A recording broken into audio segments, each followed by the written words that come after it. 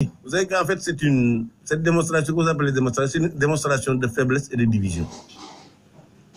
C'est une démonstration de faiblesse et de division. Et moi, je suis heureux que des opposants puissent occuper la voie publique et manifester. Ça fait partie des attributs de la démocratie.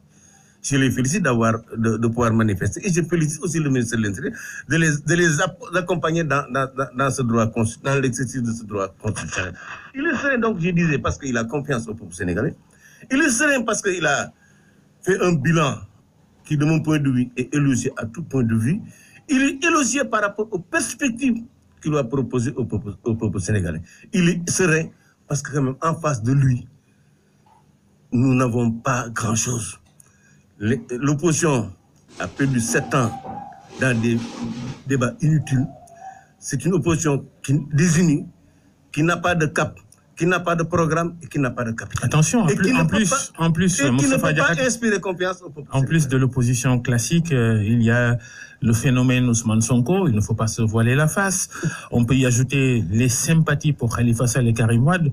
Un cocktail qui peut être dangereux pour le président sortant. Mais absolument, il n'y a pas de cocktail dangereux pour le président Macky Sall. En réalité, vous savez que Babacar, la présidentielle de 2012 sera un match grand contre petit. Et c'est comme ça. En face, nous n'avons pas une opposition qui peut nous inquiéter. Cette opposition-là n'a pas de programme. C'est-à-dire la haine de Macky Sall ne peut pas servir de programme politique. Et depuis 7 ans... Il y en a qui ont bien présenté un programme. Ils n'ont rien présenté, ce n'est pas des programmes. Ce n'est pas des programmes. À la limite même, c'est de l'enfumage. Mais le bilan, ce que nous avons fait de 2012 à maintenant, et les perspectives que le président déclinera très bientôt sont suffisantes pour permettre au peuple sénégalais de le réélire. De mon point de vue, de tous les candidats, il est de loin et le meilleur. Il a été en 2012. C'est peut-être pas encore davantage. C'est peut-être pas la bonne posture de minimiser les forces de l'opposition. Non, je ne minimise rien. Vous dites que la présidentielle, ce sera un match grand contre petit. Non, mais vous savez, Babacar, je dis souvent qu'avec cette opposition, c'est une aubaine si on va être réélu. Mais c'est un désastre pour la démocratie sénégalaise. Une démocratie a besoin d'une opposition forte, en termes de nombre, mais surtout en termes de proposition. Notre opposition ne propose rien. Tout ce qu'elle fait, c'est du nihilisme. Tout ce qu'elle fait, c'est d'essayer d'inculquer dans le cœur des Sénégalais la haine de Macky Sall. Ce n'est pas sur cette base-là que les Sénégalais vont les choisir. Le phénomène Ousmane Sonko. Écoute, vous savez, personnellement, là aussi, vous savez, Babacar, souvent, je dis que quand on veut atteindre les étoiles, il faut viser la lune. Ousmane Sonko n'est pas en compétition avec Macky Sall. Il est en compétition avec les forts restes des dernières législatives. Vous ne pensez pas qu'il peut faire mal qu'il peut faire mal au pouvoir et même à l'opposition classique? Oui, probablement il fera mal à l'opposition classique, mais pas au pouvoir quand même. Vous savez qu'un seul responsable du parti l'Alliance pour la République ou de la coalition Benno Bokk Yakaar pèse plus lourd. Vous savez, Babacar, il y avait quand même les législatives de 2017. Il n'y a pas meilleur instrument pour mesurer la représentativité d'un homme politique qu'une élection. C'est par le fort reste.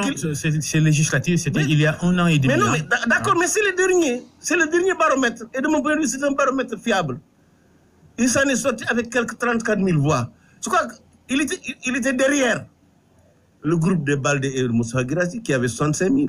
Il était derrière le parti PUR qui avait plus de 150 000. Il était derrière le groupe de la coalition qui était dirigée par Khalifa Sall. Il était derrière la coalition d'Abdoulaye Wade. Je crois que vraiment, son combat, maintenant je le comprends évidemment, c'est une stratégie.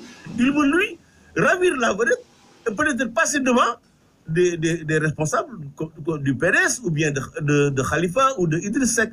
Mais quand même, atteindre Macky Sall, ça ne fait même pas partie de ses objectifs. Macky Sall qui fait faute de tout bois à tout bas, l'équation de l'électorat mouride. Il a tout fait durant son mandat pour séduire cette communauté dont vous êtes membre d'ailleurs, Moustapha Diakhaté. L'exemple le plus marquant, la construction de l'autoroute Ila-Touba. Va-t-il enfin gagner Touba, Macky Sall? Vous savez, Babacar, Macky Sall n'a pas un problème avec l'électorat mouride. Si Macky Sall avait un problème avec l'électorat mouride, ce ne serait pas avec lui. Touba, c'est certes la capitale du mouridisme, mais l'électorat de Touba n'est pas représentatif de l'électorat du mouridisme. Autre chose, nous n'avons pas une approche confrérique de l'électorat. Et là, Touba, c'est une infrastructure de développement du Sénégal.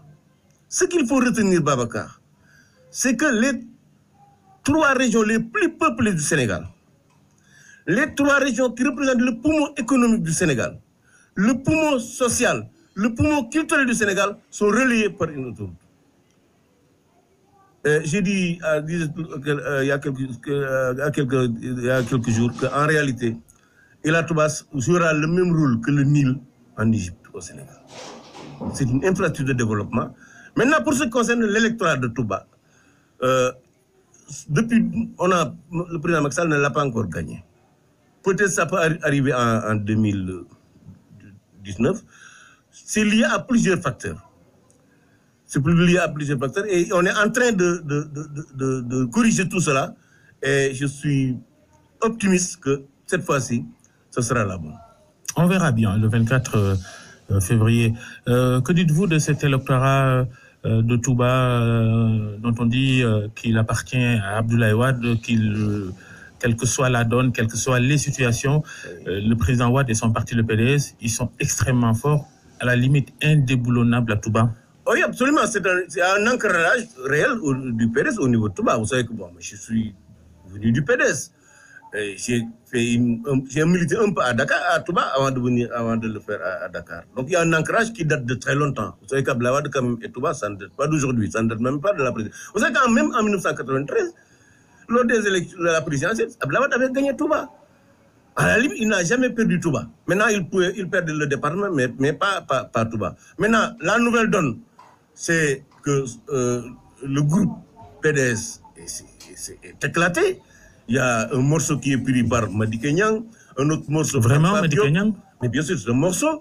Il y a l'improbabilité de la candidature de M. Karim Wade, ce qui fait que, de mon point de vue, le PDS ne constitue plus un obstacle. Si vous parlez de Madické Niang, parlez peut-être aussi d'Idrissa Seck, néo-mouride, qui a peut-être glané... Oui, je crois que là, vraiment, ça ne passera pas. La mayonnaise n'est pas prise. Donc, là, à ce niveau, il n'y a pas de problème. Mais en tout cas, ce qui est clair, c'est que l'électorat d'Abdoulaye Wade au niveau de Touba, c'est une réalité. Et maintenant, compte tenu de la division de ce même électorat, ça peut effectivement nous être favorable. Ça, c'est objectif. Mais maintenant, ce qui est le plus important, ce n'est pas ça. Vous savez que pour ce qui concerne la DER, le financement de la seule ville de Touba est supérieur à ce qu'on a injecté dans beaucoup de régions. Pour la simple raison, Touba